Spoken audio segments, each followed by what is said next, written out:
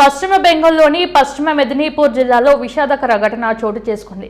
ఓ chips packet దొంగలించడని ఆరోపిస్తూ shop యజమాని ఓ 12 ఏళ్ల బాలుడిపై చేయి చేసుకున్నాడు. అందరి ముందు గుంజెలు తీయించాడు. విషయం తెలిసి అక్కడికి చేరుకున్న తల్లి కూడా కొట్టడంతో బాలుడు తీవ్ర మనస్తాపానికి గురయ్యాడు. ఇంటికి వెళ్ళగానే తన గదిలోకి వెళ్లి పురుగుల మందు తాగాడు. తలుపులు బద్దలు కొట్టి బాలుడిని ఆసుపత్రికి తరలించగా చికిత్స పొందుతూ కన్నుమూశాడు. నేను దొంగని కాదు అంటూ బాలుడు రాసిన ఆత్మహత్య లేఖ చూసి స్థానికులు కంటతడి పెడుతున్నారు. ఈ హృదయ విదారక ఘటన గురువారం సాయంత్రం పాన్స్కూరా ప్రాంతంలోని గోసాయి బేర్ బజార్లో జరిగింది. పోలీసుల వివరాల ప్రకారం 7వ తరగతి చదువుతున్న క్రిషేందు దాస్ అనే విద్యార్థి చిప్స్ ప్యాకెట్ కొనేందుకు స్థానికంగా ఉన్న దుకాణానికి వెళ్లాడు. ఆ సమయంలో దుకాణం యజమాని శుభంకర్ దీక్షిత్ అక్కడ లేదు.